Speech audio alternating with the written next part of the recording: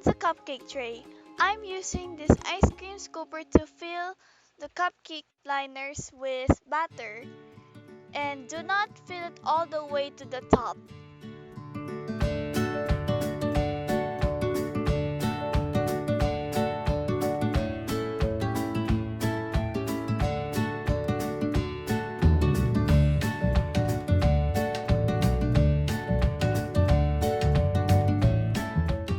Preheat the oven. Set the oven to approximately 175 degrees Celsius. Bake it for 18 to 20 minutes.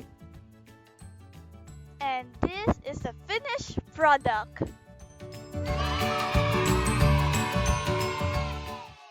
Thank you for watching.